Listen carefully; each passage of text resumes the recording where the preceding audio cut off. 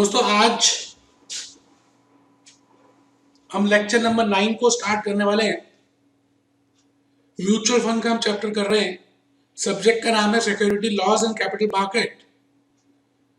और मैं आपको सबको ये बताना चाहता हूं कि लास्ट 3 लेक्चर्स जैसे लेक्चर 6, लेक्चर 7, लेक्चर 8 तीनों लेक्चर्स में मैंने प्रैक्टिकल एस्पेक्ट आपको प्रिपेयर करके बताया। और बेटे आज का जो लेक्चर है 9 इसमें भी मैं आपको प्रैक्टिकल एस्पेक्ट बताने वाला हूं। और यकीन मानिए इन चारों लेक्चर्स को अगर आपने ध्यान से कर लिया तो आपका पहला क्वेश्चन आपके एग्जामिनेशन का कंपलसरी क्वेश्चन बिल्कुल पूरा हो जाएगा और आप अपने एग्जामिनेशन में पास हो सकते हैं। कहते हैं इस दुनिया में कुछ भी मुश्किल नहीं है, अगर आप चाहें और दृढ़ संकल्प कर लें, उस चीज को पाने की इच्छा रखें और उस पर कर्म करें, एक्शंस लें, तो वो चीज पूरी हो जाती है। बेटे मुझे मालूम है कि आपके जवानी के साल चल रहे हैं और आपका ध्यान व्हाट्सएप में भी रहता है, आप मोबाइल फोन में भी देखते हैं, आपका टाइम वेस्ट होता है फेसबुक पे, इंस्टाग्राम में। बस अगर आपने अपने मन को थोड़ा सा कंट्रोल कर लिया तो यकीन मानिए आपको लाइफ में बहुत कुछ मिलने वाला है। और मोबाइल फोन, व्हाट्सएप, इंस्टाग्राम में कुछ रखा नहीं है, हमें इसकी पूरी हैबिट नहीं डालनी चाहिए। मोबाइल फोन को अपने से दूर रखना चाहिए। मेरी आज के इस लेक्चर के थ्रू ये आपके मन की बात करना चाहता हूं। तो दोस्तों रजिस्टर ओपन कर लें। बेटे आज हम प्रैक्टिकल डिस्कस करने वाले हैं और लास्ट लेक्चर है आज प्रैक्टिकल का, क्योंकि मैंने आपको entry load, exit load, repurchase price, public offering price, expense ratio के बारे में बहुत कुछ बताना है। तो कैलकुलेटर भी अपने पास रखेंगे, मैंने भी अपना कैलकुलेटर निकाल लिया है, बुक भी खोल लेंगे, मैंने भी बुक खोल लिया है, रजिस्टर भी ओपन कर लेंगे। बेटे मैंने भी रजिस्टर ओपन कर लिया है, देखिए मेरा रजिस्टर यही तो है आपके लिए। बड़े प्यार से, ईमानदारी से कमर सीधी करके बैठेंगे और बिल्कुल ध्यान से बातों को सुनेंगे। बेटे कैजुअल वे में नहीं, ईमानदारी से किसी चीज को पाने की इच्छा रखेंगे तो वो चीज जल्दी आएगी और ज्यादा आएगी। इन्हीं बातों के साथ आप अपने रजिस्टर में लिखना शुरू कर दें। Lecture 9 mutual plus fund. Mutual मतलब हम सबका, फंड का मतलब पैसा। हम सब ने अपनी पॉकेट से जो थोड़े पैसे निकाले हैं, उन सबका इकट्ठा एक गुल्लक, उसका नाम है म्यूचुअल फंड की गुल्लक। और उसको एक पर्टिकुलर पर्पस के लिए ही लगाएंगे, उसी स्कीम में लगाएंगे जो उसका ऑब्जेक्टिव है। बेटे ये बातें हम सब ने सीख ली हैं। बेटे मैं आज के इस लेक्चर में आपको 4 बातें मैं मुख्य तौर पर कराने वाला हूं। 4-5 बातें आज हम डिस्कस करेंगे और आपके एग्जामिनेशन में ओल्ड सिलेबस में भी और न्यू सिलेबस में भी बार बार इन्हीं बातों के ऊपर पूछा गया है। बेटे आज मैं सबसे पहली बात कंसेप्ट नंबर 24 में बताऊंगा, entry load. What is the meaning of entry load? Concept 24 entry load क्या होता है, एंट्री चार्ज क्या होता है। फिर कंसेप्ट नंबर 25 करेंगे पब्लिक ऑफरिंग प्राइस। हमने एक लेक्चर में कैलकुलेट किया था कि how we can calculate NAV, net asset value, lecture 6 या 7 में। बेटे आपको क्या लगता है, if you want to purchase the units of a mutual fund, whether you have to just pay NAV or something more than that?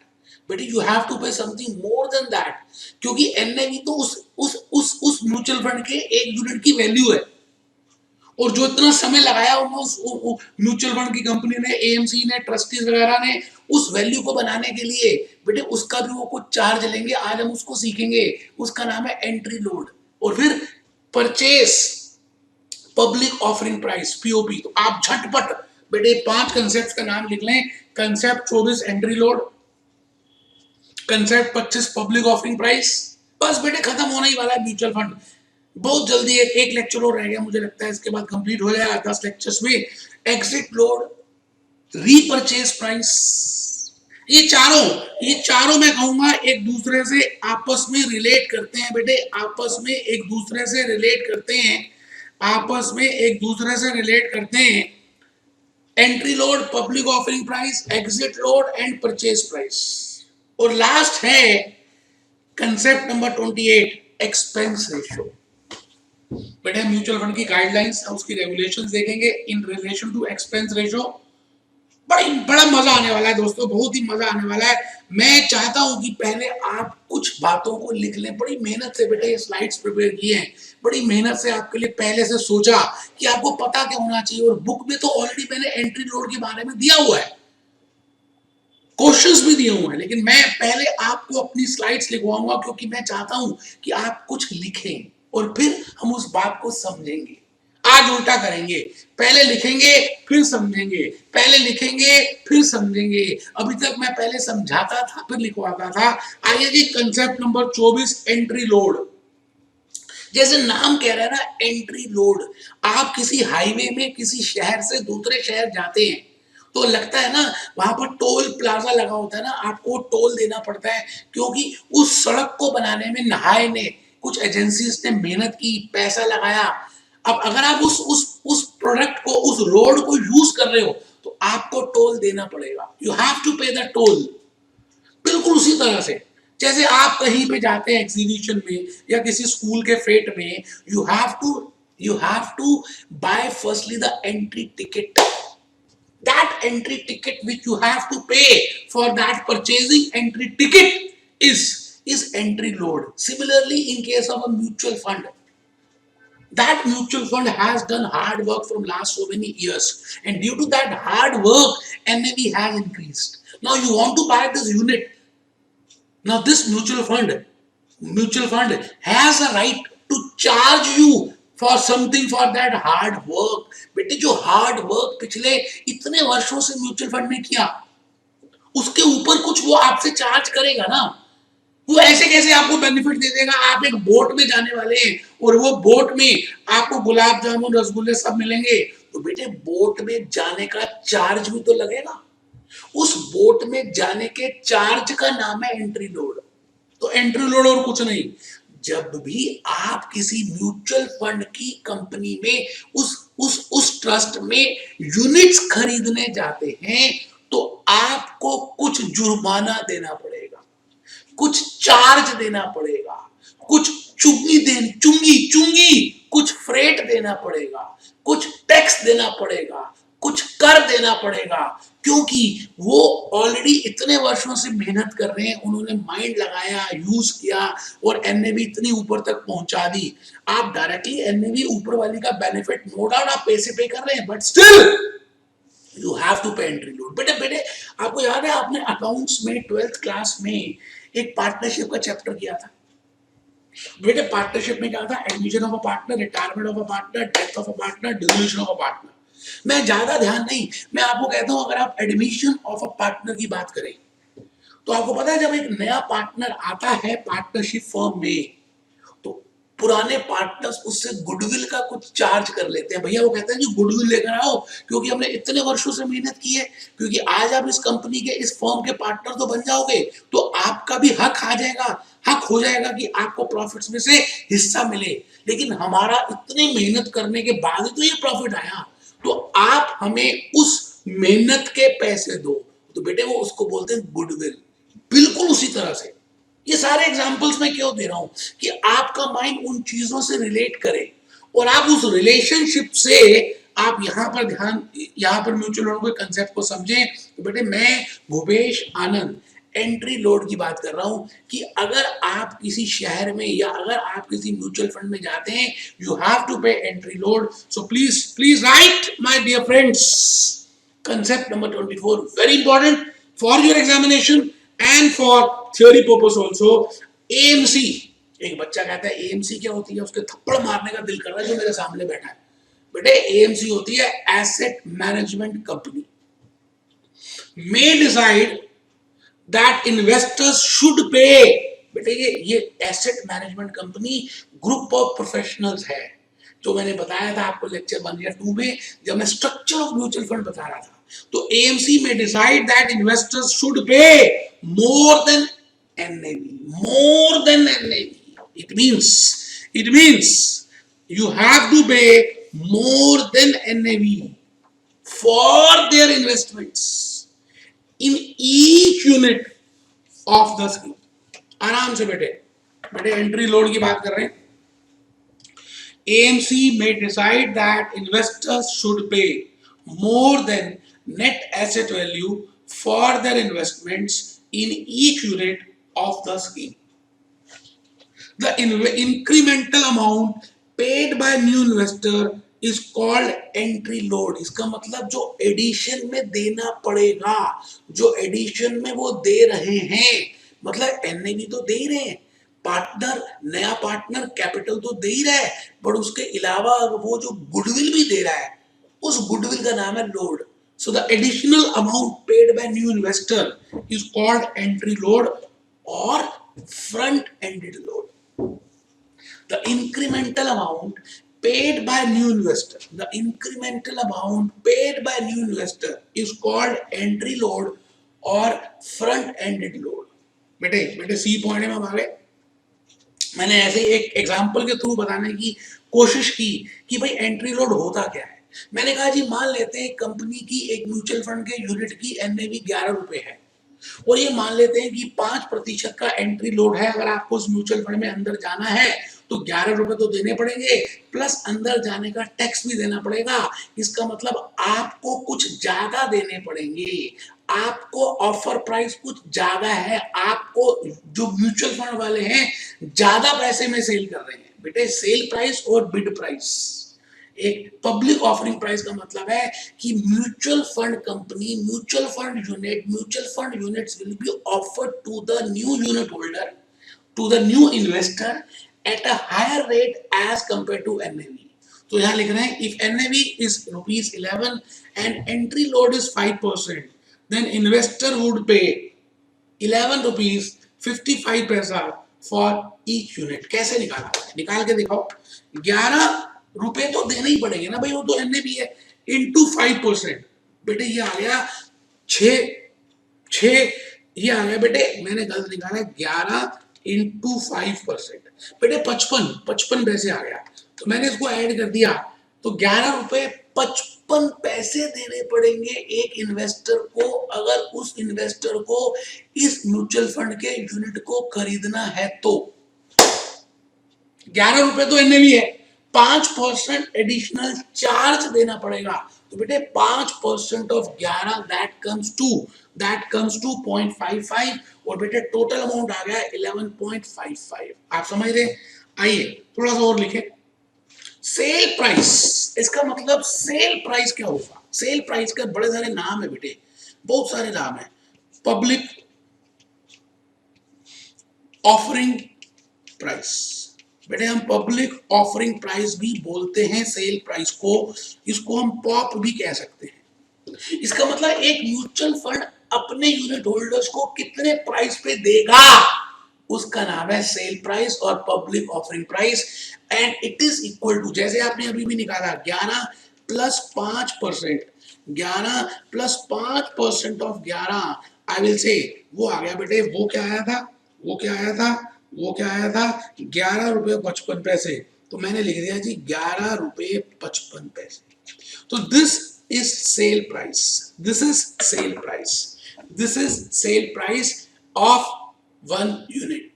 तो आप सभी लिखें, आप सभी एक बार लिखें, public offering price is sale price and it is inclusive of entry load. बेटे इसका नाम सेल चार्जेस भी कहा गया है, फ्रंट एंडेड लोड भी कहा गया है, क्योंकि ये शुरू में ही ले लेते हैं, इसलिए इसका नाम है एंट्री लोड और फ्रंट एंडेड लोड और सेल चार्ज. क्योंकि म्यूचुअल फंड वाले आपको बेच रहे हैं, इसलिए वो आपको बेचने का चार्ज ले रहे हैं. तो बेटे आपके एग्जामिनेशन में नाम बदल सकते हैं, लेकिन आप लॉजिक मत समझना, लॉजिक में मत घबराना. Entry load, front ended load, sale charges. Public offering price में आ गए जी बेटे, नीचे बहुत बड़ा इंपॉर्टेंट कंसेप्ट आ गया बेटे, हम सब ध्यान से कर रहे हैं. Public offering price is equal to NAV plus entry load. Public offering price, जैसे मैंने कहा 11 रुपए 55 पैसे का क्या नाम है, वो पब्लिक ऑफरिंग प्राइस है. 11 रुपए क्या है, एनएवी है. तो public offering price is equal to NAV plus entry load. Entry load और फ्रंट एंड लोड ये हम सीख चुके हैं, फिर भी मैंने थोड़ा सा दोबारा से समझाने की कोशिश की है. आप एक बार देख लें, आप देख लें बेटे, मैंने बता भी दिया, फिर हम देख रहे हैं थोड़ा सा। When an investor purchases a unit of mutual fund, he has to pay a load in addition to the NAV of such unit. Such load is named as entry load. आप लिख चुके हैं, फिर भी लिखें बेटा, थ्योरी में आ सकता है, प्रैक्टिकली में तो आता ही रहता है। When a unit holder has to buy a unit, then that unit holder has to pay something in addition to NAV, and that addition which the investor has to pay is named as entry load. Total amount paid by investor at that is purchase price और cell price और unit charge by mutual fund. अब मैं कहता हूं कि investor के लिए वही परचेज प्राइस है और म्यूचुअल फंड वालों के लिए वही सेल प्राइस है। आई रिपीट बेटे, mutual fund trust, mutual fund is selling units to this investor at a public offering price. Now, it is selling price for mutual fund and it is a buying price, it is a purchase price for investor.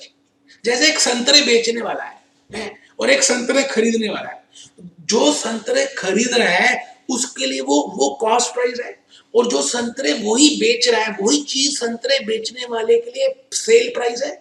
So the same public offering price is sale price from mutual fund point of view, and it is cost from purchase investment cost from investors point of view. आप बात समझ रहे हैं? आइए बेटे next concept की तरफ हम चल रहे हैं। हम ये समझ चुके हैं, फिर भी मैंने क्योंकि नंबर अलग डाला था तो मैं चाहता हूं कि आप लिख लें बेटे, इसके बाद क्वेश्चंस करना बहुत इजी हो जाएगा। आप मेरे हैं मुझे पता है और आप लिख रहे हैं मुझे ये भी पता है, मेरे सामने जो बच्चे बैठे हैं वो भी लिख रहे हैं, और एक बच्चा ढीला बैठा है, मैं उसके कान पकड़ के थप्पड़ मारने वाला हूं, अभी जा रहा हूं उसकी सीट पे, लेकिन आप सब तो दूर हैं मेरे, लेकिन दिल के पास है बेटे, दिल के पास है, दिल से दिल तक। लिखिए concept number 25, meaning of sale price, offer price, ask price, public offering price. एक बच्चा कहता है पॉपकॉर्न है क्या ये? हाँ बेटा पॉपकॉर्न है, खा लो। मैंने कहा जिसके अलग अलग नाम हो सकते हैं, आस्क प्राइस, सेल प्राइस। बेटे ये म्यूचुअल फंड के पॉइंट से करने हैं, क्योंकि if I think from the point of view of mutual fund, then this price at which the unit is being sold is named as sale price. I will say it has offer price, or I will say it has ask price, and generally I nominate this name as public offering price. It is a price at which an investor buys into the fund, and it is a function of both NAV and entry load. बड़ा simple है जी। Public offering price हमेशा ज्यादा होता है NAV से। क्यों? क्योंकि कुछ एडिशन में जो चार्ज किया जाता है NAV के ऊपर, उसको जब हम जमा करते हैं तभी आती है पब्लिक ऑफरिंग प्राइस। तो मैं कहूंगा जी public offering price is equal to NAV plus some percentage of NAV, and this percentage is named as entry load. This percentage is named as entry load, or I will say this percentage is named as sale load, or I will say this is also named as sale charge. आप मेरी बात को समझ पा रहे हैं? तो मैं भूपेश आनंद आज आपसे यही बात कह रहा हूं कि मैंने दो कंसेप्ट बता भी दिए, एक बताया एंट्री लोड और दूसरा बताया पब्लिक ऑफरिंग प्राइस। मैं चाहता हूं कि पहले आप लिख लें, फिर हम बड़े सारे क्वेश्चंस आज करने वाले हैं जो आपके एग्जामिनेशन में आए, आप झटपट झटपट झटपट ऐसे कर डालेंगे। ठीक है जी? ठीक है, तो आप बस एक मेथड 1 लिख लीजिए, पॉप इज इक्वल टू, बस बेटे एक ही मेथड समझना है, POP is equal to method 1 as per SEBI, POP is equal to NAV plus NAV into entry load. NAV common ले लिया, 1 प्लस एंट्री लोड। बेटे हमने 6 क्लास में ये मैथमेटिक्स सीखी थी। मान लेते हैं NAV 50 रुपए है और एंट्री लोड 8% है, तो बेटे पॉप क्या होगा? 50 इंटू 1.08 या 50 प्लस 8% ऑफ 50, तो 50 कॉमन ले लिया, 1 प्लस 8% आ गया, तो 1.08 आ गया, तो 50 इंटू 1.08 करें तो 54 आएगा। बेटे ये प्राइस है जिसमें म्यूचुअल फंड वाले एक यूनिट होल्डर को सेल करने वाले हैं। ये प्राइस है जिसमें म्यूचुअल फंड वाले एक यूनिट होल्डर को सेल करेंगे। आप मेरी बात को समझ रहे हैं ना?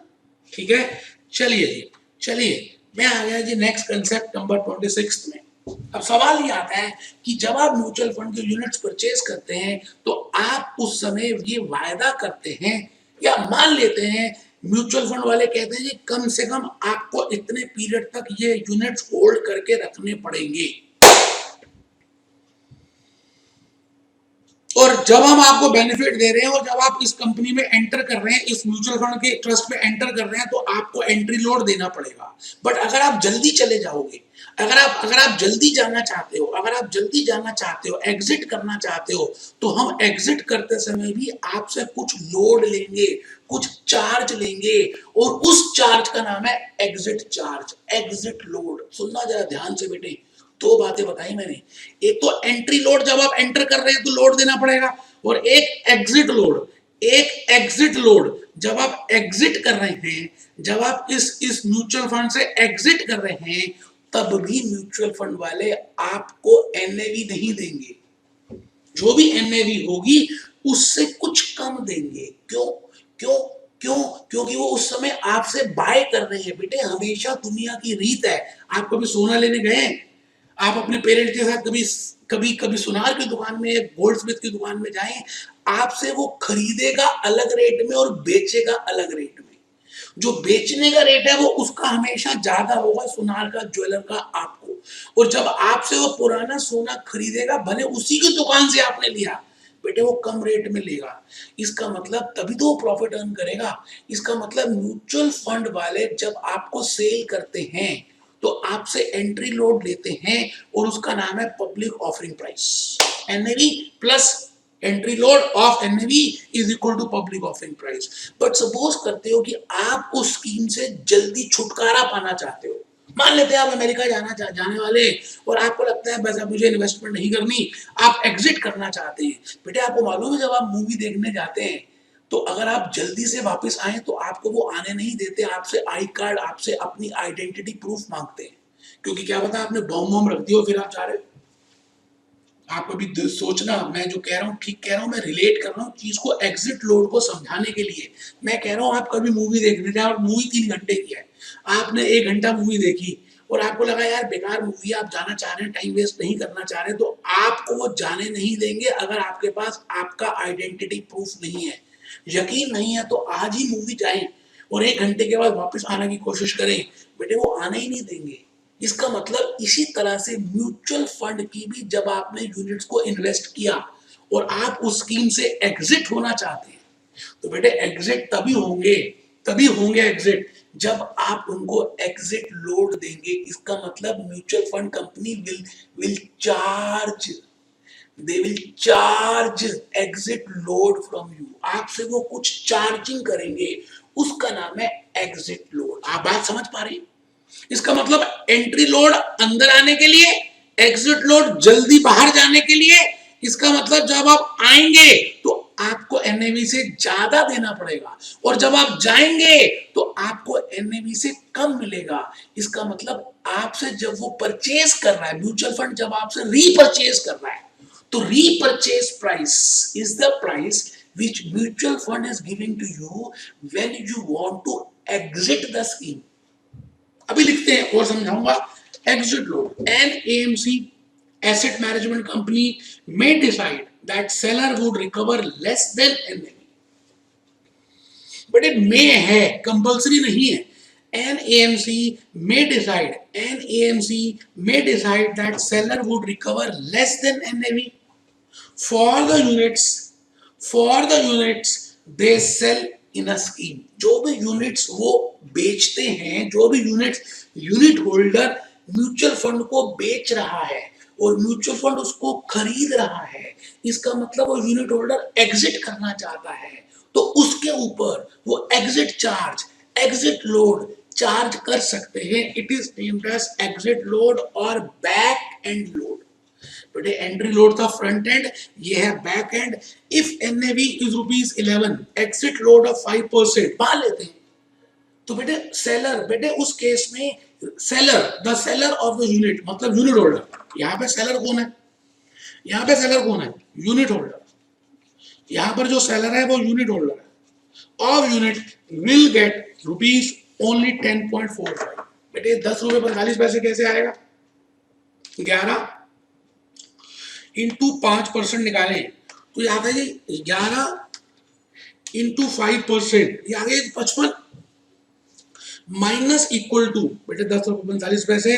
इसका मतलब this is also named as repurchase price. बेटे हम इसको रीपरचेज प्राइस भी कह सकते हैं। ठीक है जी, आगे चलते हैं बेटे। बेटे मैंने वैसे बता दिया है, फिर भी ये लिखे रीपरचेज प्राइस। अभी हम क्वेश्चन करेंगे। बेटे आपको रीपरचेज प्राइस दिया होगा और आपको निकालना होगा पब्लिक ऑफरिंग प्राइस। तो आपको जब तक रीपरचेज प्राइस का फॉर्मूला का लॉजिक नहीं पता, आप वो क्वेश्चन कर ही नहीं पाएंगे। अभी कराऊंगा क्वेश्चन। तो repurchase price is equal to, बेटे repurchase price is equal to NAV minus exit load. NAV minus exit load. तो note number 1, load helps the fund to meets its expenses. अभी अब सवाल आता है कि म्यूचुअल फंड वाले क्यों लोड लेते हैं? एंट्री लोड भी ले रहे हैं, एग्जिट लोड भी ले रहे हैं, उनकी मर्जी है। बेटे उनके इतने एक्सपेंस हैं, तो वो खर्चे कहाँ से बियर करेंगे? उन खर्चों को बियर करने के लिए वो थोड़ी सी मदद इस लोड से ले लेते हैं। ठीक है जी। रिलेटिंग टू एडवर्टाइजमेंट कमीशन लिखेंगे। एग्जिट लोड और बैक एंड लोड एक बार दोबारा लिखेंगे। बेटे इसके ऊपर मैंने शॉर्ट नोट नहीं लिखा अपनी बुक में, आपको शॉर्ट नोट आ सकता है। Write a short note on exit load और back end load. When an investor sell his unit to a mutual fund, he has to pay a load. Such load is named as exit load. लिखेंगे बेटे, मुझे पता है आपकी कमर सीधी है और आप लिख रहे हैं। देखिए मैं तो खड़ा हूं, सिर्फ आपको पढ़ाने के लिए खड़ा हूं। The total amount received by the investor on sale of units or repurchase buyback price of mutual fund. और बेटे बेच तो यूनिट होल्डर है ना, अगर आप म्यूचुअल फंड के पॉइंट से देखें तो रीपरचेज कर रहा है। तो repurchase price of the units, repurchase price of the units if I see it from mutual fund point of view. So mutual fund is equal to NAV into 1 minus exit load. ठीक है, बस बेटा last है। एक बच्चा थक गया बेटा, सेकंड लास्ट कंसेप्ट है। वैसे आपको ये पता है, फिर भी मैंने क्योंकि इसका कंसेप्ट अलग से बना दिया था, तो मैं चाहता हूं आप लिखें concept number 27, meaning of repurchase price और रिडेम्पशन प्राइस। बिकॉज वो यूनिट होल्डर अपने यूनिट्स को रिडीम कर रहा है। The price at which mutual fund repurchase their units from unit holder, ये आप समझ आएगा आपको। It is the price at which mutual fund repurchase their units from unit holders. Exit load, repurchase load, back end load is a charge collected by a scheme. Exit load, repurchase load, back end load is a charge collected by a scheme when it buys back the units from the unit holder. ठीक है, बहुत बढ़िया बेटे, मेरे को खुशी है कि आप लिख रहे हैं। सच मानिए मुझे अच्छा लग रहा है बेटे। आप बस अगर ये केस स्टडी के एग्जांपल को देख ले जो मैं बताना चाहता हूँ, तो रीपरचेज प्राइस का कंसेप्ट हम समझ लेते हैं। एनएवी 50 रुपए की मान लेते हैं। तो बेटे अगर आप उस यूनिट को बेचना चाहते हैं ना म्यूचुअल फंड को, तो रीपरचेज प्राइस 50 से कम होगा। पब्लिक ऑफरिंग प्राइस हमेशा 50 से ज्यादा होगा। मान लेते हैं एंट्री लोड 8% है, एग्जिट लोड भी 8% है। तो अगर इस केस में मैं पब्लिक ऑफरिंग प्राइस निकालने वाला हूं, तो बेटे पब्लिक ऑफरिंग प्राइस होगा 50 प्लस 8% ऑफ 50। इसका मतलब 54 रुपए। और अगर मैं इसी का एग्जिट लोड भी मान लेते हैं 8% है, तो 50 माइनस 8% ऑफ 50, तो बेटा 46 रुपए। ये जो आ गया चीज 46, इसको हम कहते हैं it is named as repurchase price. और बेटे इसको बोलते हैं पब्लिक ये पब्लिक है, सब जानती है, public offering price. This is pop and this is repurchase price. आराम से बेटे बिल्कुल पानी जैसे, बिल्कुल जैसे हंस को दूध में पानी मिला के दे देना, तो बेटा उसके अंदर ऐसी क्वालिटी कि दूध पी जाएगा और पानी रहने देगा। बेटे उसी तरह से मैं ऐसे कंसेप्ट क्लियर कर दूंगा कि आज तक किसी टीचर ने इतने क्लियर किसी के किए ही ना हो। बेटे इतने प्रैक्टिकल, इतने लॉजिक्स, इतनी बातें बताऊंगा कि आपको खुद लगेगा कि यार मजा आ गया। आइए, मैं अब एक कंसेप्ट रह गया एक्सपेंस रेशियो का, इसको बताने से पहले आपके कुछ मैं चाहता हूं प्रैक्टिकल क्वेश्चंस करा दूं। आप अपनी बुक को खोल लीजिए जी। सबसे पहले तो सर बुक खोल लिए? हाँ बेटे, क्वेश्चन नंबर 13, पेज नंबर 209 है बेटे, पेज नंबर 209 है। आप ओपन करें, ये बेटे बुक है, आपके पास बुक आ चुकी है। मैंने इस बुक में हर चैप्टर को कंसेप्ट्स में, क्वेश्चन आंसर्स में, लॉजिक्स में डिवाइड किया है। आइए क्वेश्चन नंबर 13 की तरफ चलें। बेटे बड़ा ही प्यारा सा क्वेश्चन है, बड़े सारे लॉजिक्स आपको क्लियर होंगे अगर आपने ध्यान से क्वेश्चन 13 को पढ़ लिया। The redemption price of mutual fund, redemption price, redemption का मतलब समझते हैं ना, अभी बताया था। Repurchase price, redemption price is 54 while the front end load and back end load are 2% and 3%। बेटे पहला ही क्वेश्चन में छक्का मार दिया उसने। Compute NAV and public offering price. आराम से बेटे, कोई जल्दी है ही नहीं, दोबारा से क्वेश्चन पढ़ दो, आंसर तो दिया ही हुआ मैंने। The redemption price of Motilal mutual fund. बेटे वैसे मोतीलाल ओसवाल एक कंपनी भी है। The redemption price of Motilal mutual fund 54। इसका मतलब क्या है? इसका मतलब अगर एक यूनिट होल्डर अपने यूनिट्स को रिडीम करना चाहता है, तो जब अपने यूनिट्स को उस म्यूचुअल फंड को देगा, तो उसका जो रीपरचेज प्राइस होगा या रिडेम्पशन प्राइस होगा वो 54 रुपए होगा। इसका मतलब एनएवी से ये कम है। बेटे repurchase price, redemption price is always less than NAV. आप समझ रहे हैं?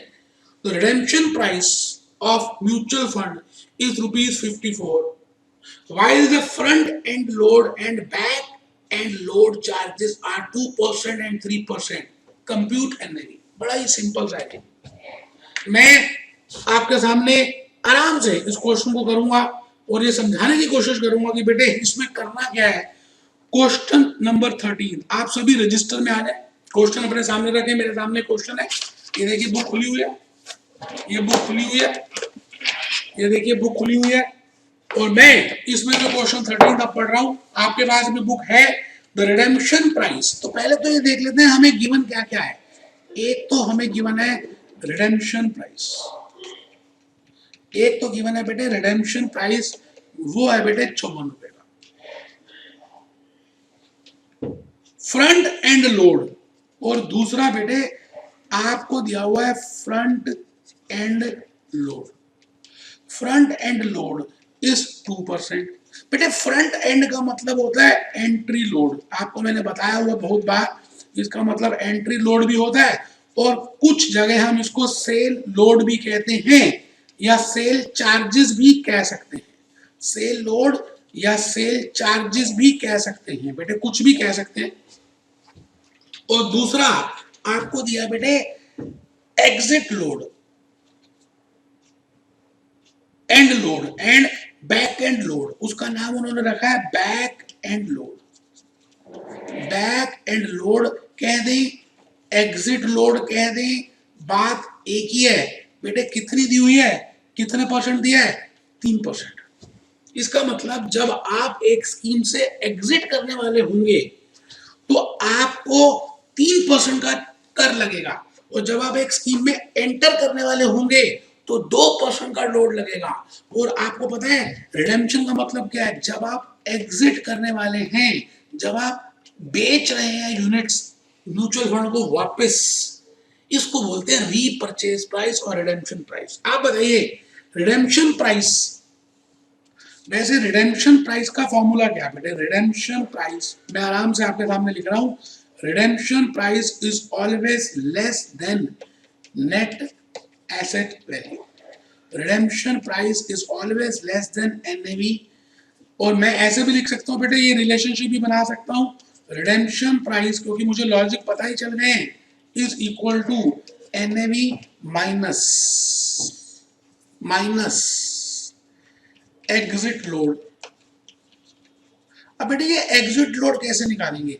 इसको निकालने के लिए ऐसे भी लिख सकते हैं, exit load percentage, exit load percentage into NAV.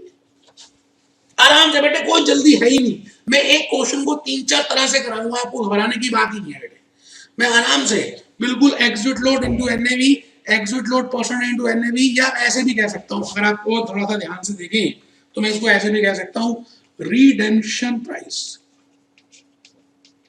redemption price is equal to NAV minus exit load percentage into NAV।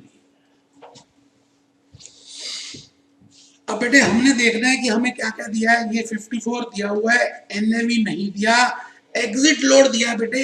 Exit load है 3% का NAV के ऊपर। तो जो जो दिया पहले उसको लिख लो, क्योंकि हमें NAV निकालना है।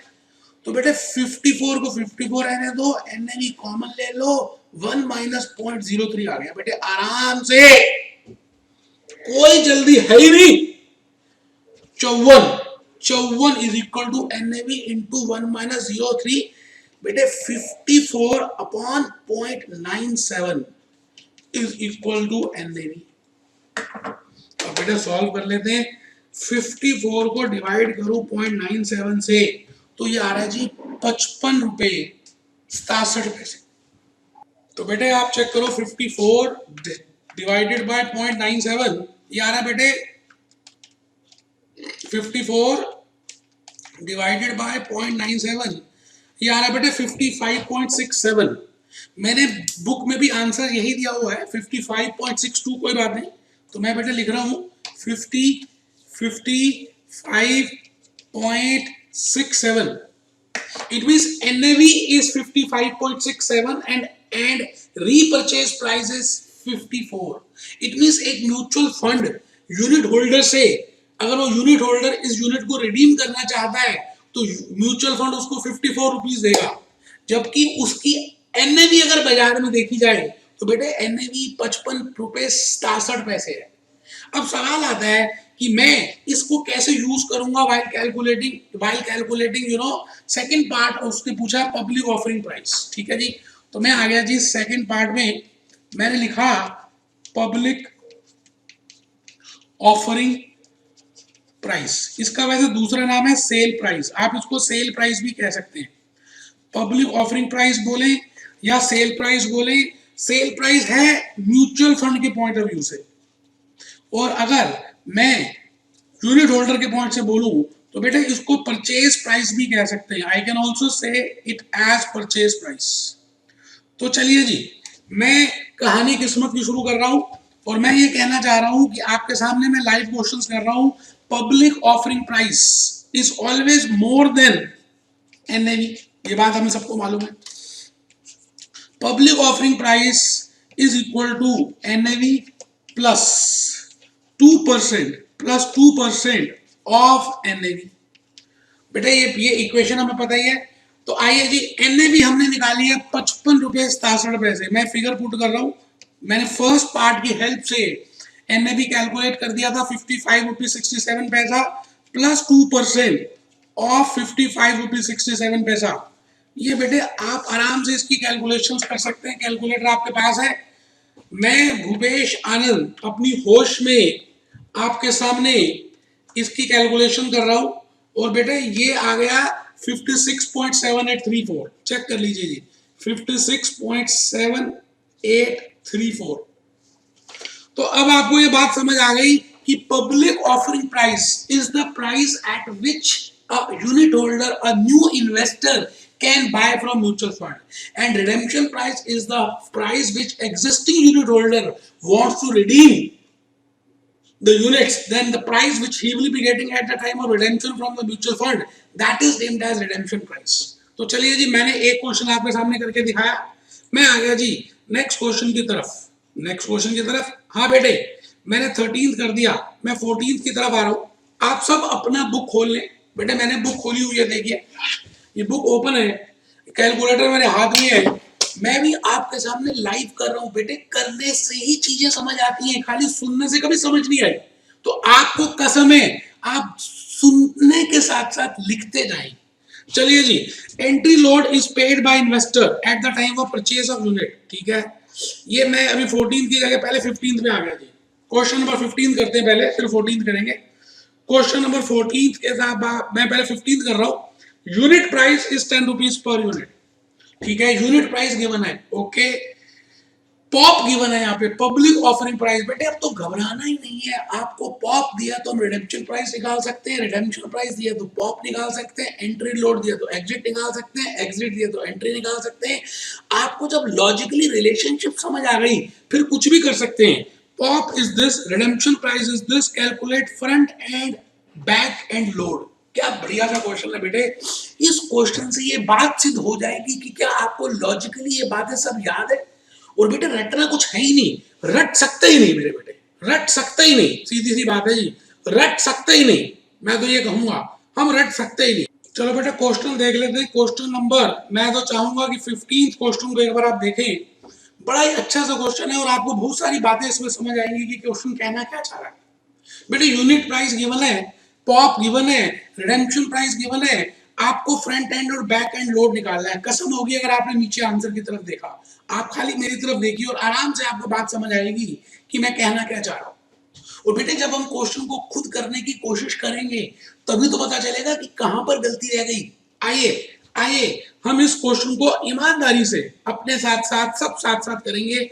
मैं भूपेश आनंद अपनी होश में ये चाहता हूं कि आप सभी इस क्वेश्चन को पढ़ें, क्योंकि अगर ये समझ आ गया तो यकीन मानिए काफी हद तक बातें आपको समझ आ गई। तो बेटे question number 15, securities loss capital market, page number 211। बेटे पेज नंबर 211 और examination CS executive old syllabus में आया हुआ है।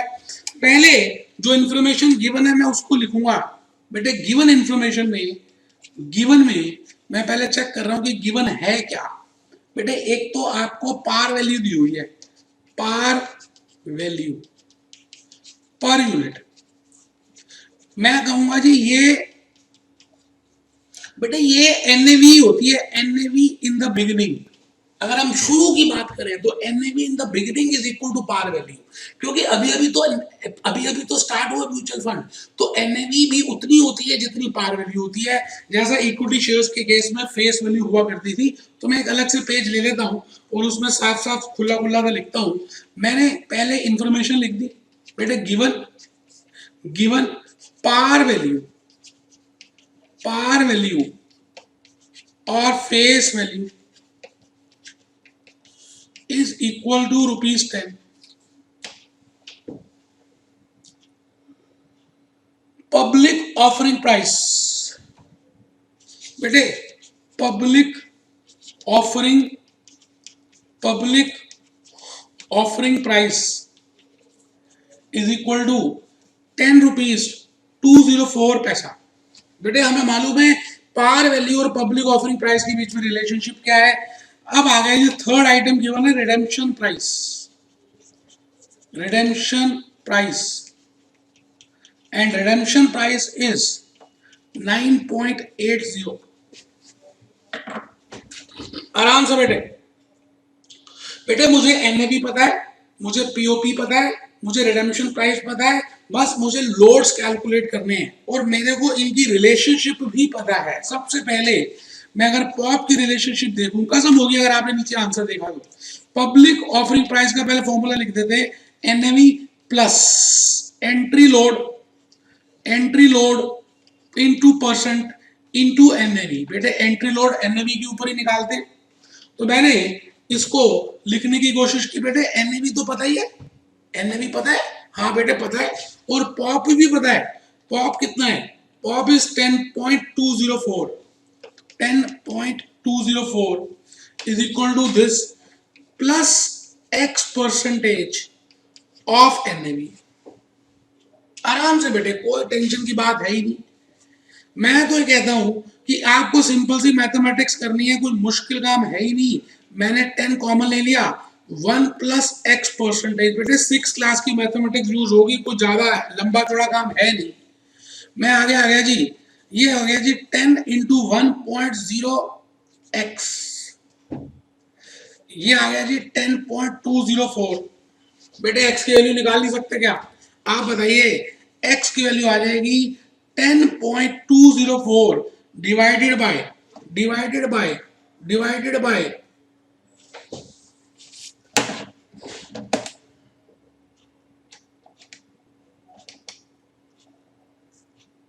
10 into, अच्छा, डिवाइडेड बाय 10, ठीक है जी, डिवाइडेड बाय 10 कर दीजिए पहले तो। 10.204 डिवाइडेड बाय 10, ये आ गया जी 10.204। 10.204 divided by 10 is equal to 1.024।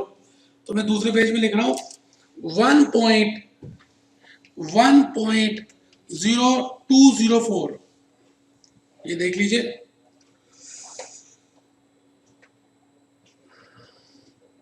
ये बेटे आ रहा था, ये आ रहा था 1 plus X percentage is equal to this.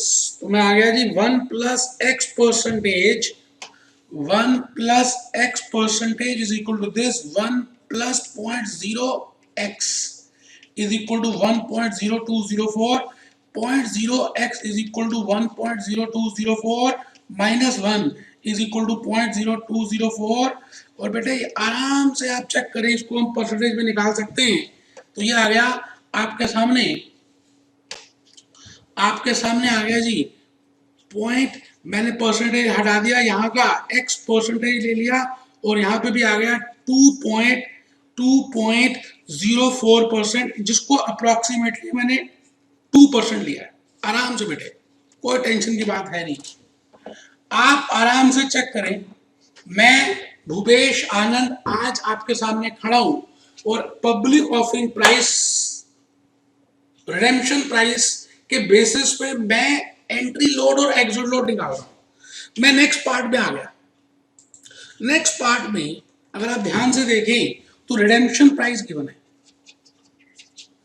Redemption price का पहले मैं रिलेशनशिप फॉर्मूला लिख रहा हूं, is equal to NAV minus exit load into NAV. Redemption price आपको गिवन है 9 रुपीज 80 पैसा का, एनएवी 10 रुपए है, माइनस एग्जिट लोड पता नहीं, तो एग्जिट लोड परसेंटेज में रहने दीजिए इनटू 10, ठीक है जी। तो 9.80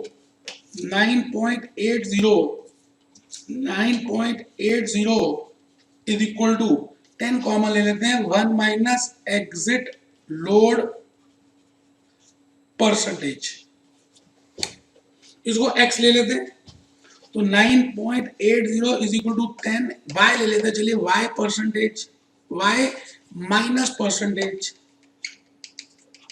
y माइनस परसेंटेज, और 10 into 1 minus 0.0y is equal to 9.80, और 9.80 upon 10 is equal to 1 minus 0.0y। चलिए जी पहले इसको सॉल्व कर देते हैं।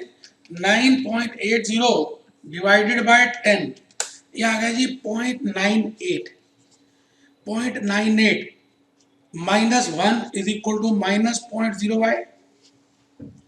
तो आइए जी minus 1 is equal to minus 0.02 is equal to minus 0.0y, और यहां पर चेक करें आपका आंसर आ गया बेटे y इज इक्वल टू 2%, यही आंसर है।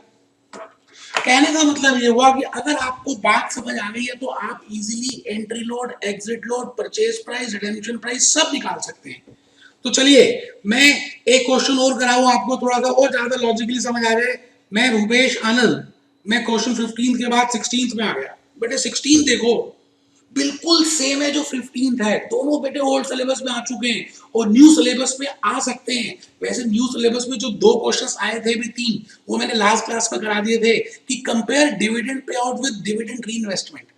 यूनिट प्राइस गिवन है, पॉप गिवन है, रिडेम्पशन प्राइस गिवन है, calculate front end and this. और बेटा मैंने बताया ना कि pop is always more than NAV and redemption price is always less than NAV, वही प्रूव हो रहा है। आई थिंक आप ये कर सकते हैं, कुछ ज्यादा मुश्किल का काम है नहीं। मैं 17 में आ गया।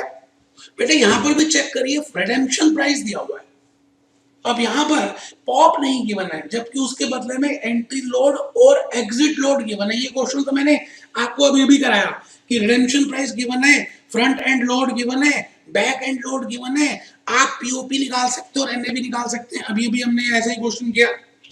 तो कहने का मतलब है अगर आपको लॉजिकली बात समझ आ गई है तो इजीली कर सकते हैं। मैं अब आ गया जी एडिशनल पेजेस में। मैंने आप ही की बुक में शुरू में भी बड़ा सारे लेटेस्ट क्वेश्चंस दिए हैं, तो आइए एक बार लेटेस्ट क्वेश्चन शुरू में आ जाए। If Rahul invest ₹10,000 in a scheme that charges 2% front end load at NAV of this, what shall be the public offering price? आराम से, कोई टेंशन है ही नहीं बेटे, अब तो समझ आ गया। और हैंड हैंड how many number of units, तो पहले हम पीओपी निकाल लेंगे। पीओपी कैसे निकालेंगे? POP is equal to NAV plus entry load percentage into NAV, NAV common ले लेंगे 1 प्लस एंट्री लोड और accordingly we can calculate POP. ठीक है जी। तो if Rahul invest ₹10,000 in a scheme that charges 2% front end load at NAV of this, what shall be the public offer price? What shall be the public offer price? आराम से, कोई मुश्किल है ही नहीं। मैं पहले तो फॉर्मूला लिख दूंगा जी, मैं भूपेश आनंद पहले तो फॉर्मूला लिखूंगा और उसके बाद आगे चलूंगा। तो मैं आ गया जी क्वेश्चन नंबर है जी 5th, security loss capital market की बुक है, पेज नंबर है जी 8 और मैं पहले इंफॉर्मेशन लिख रहा हूं। राहुल एक इंसान है, इस इंसान के पास 10,000 रुपए हैं और 2% ये राहुल जिस म्यूचुअल फंड में जा रहा है वो फ्रंट एंड लोड लेते हैं। फ्रंट एंड लोड या आप कह लीजिए एंट्री लोड, कुछ भी कह सकते हैं, या सेल्स लोड भी कह सकते हैं। एनएवी 10 रुपए की है। ठीक है जी, बहुत ही बढ़िया।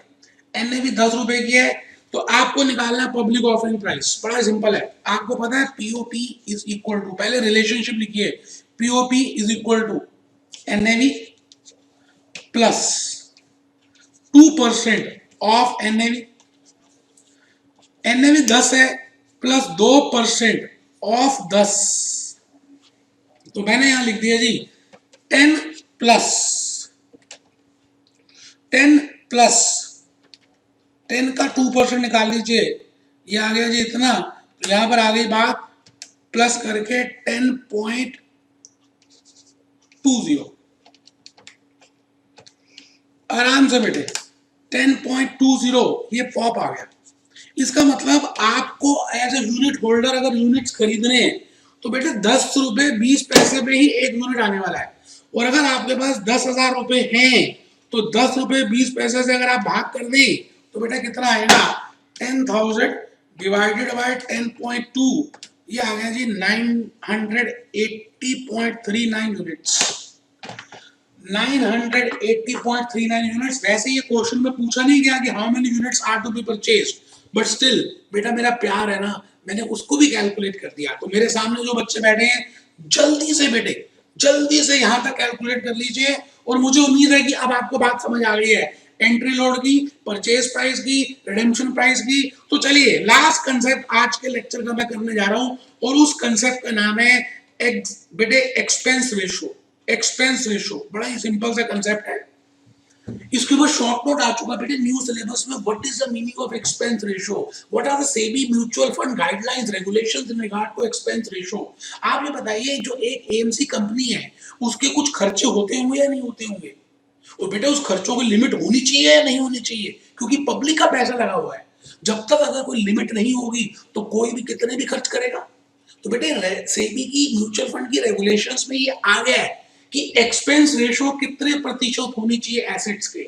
मतलब एसेट्स का अगर इतना अमाउंट है, एसेट्स का अगर इतना करोड़ रुपीस का वैल्यू है तो उसका कितना परसेंटेज, उसके कितने परसेंटेज के बराबर क्या होना चाहिए, क्या होना चाहिए, एक्सपेंसेस होने चाहिए। इससे कम हो सकते, इससे ज्यादा नहीं। तो एक्सपेंस रेशियो में अब हम सीखेंगे कि what is the meaning of expense ratio, what are the items which come in expense ratio and how much should be the maximum percentage of expense ratio. So it is the fees charged by the investment company to manage the funds of investors. आराम से बेटे, आराम से, कोई मुश्किल नहीं है। It is the fees charge by the investment company to manage the funds of investors. All the investment companies incur cost for operating mutual funds, ये हमें पता ही है और मैंने अपनी बुक में भी दिया हुआ है बेटे एक्सपेंस रेशियो के बारे में, लेकिन स्टिल आप स्लाइड लिख रहे हैं, आपको ज्यादा समझ आएगा। All the investment companies incur cost for operating mutual funds and they charge a percentage of assets funds to cover expenses। तो बेटे क्या क्या एक्सपेंसेस हो सकते हैं, जैसे कस्टोडियन को फीस दी, जैसे ट्रांसफर एजेंट को फीस दी, जैसे ट्रस्टीज के एक्सपेंस, जैसे एएमसी के एम्प्लॉइज के एक्सपेंस, जैसे ऑपरेटिंग एक्सपेंस, जैसे एडवर्टाइजमेंट एक्सपेंस, ये सारे एक्सपेंस हो सकते हैं। तो ये बात भी क्लियरली लिख लीजिए। Fees paid to service providers. Expense ratio includes, बेटे, fees paid to registrars, fees paid to trustees, fees paid to transfer agent, fees paid to auditors, fees paid to custodian, and even the operating expenses, advertisement expenses, and salaries, etc. बेटे वो administrative में आ जाएगा। All expenses incurred by mutual fund AMC will have to be managed। ये important है बेटे, जितने भी expenses हैं they should be managed with in the limits prescribe, with in the limits prescribe.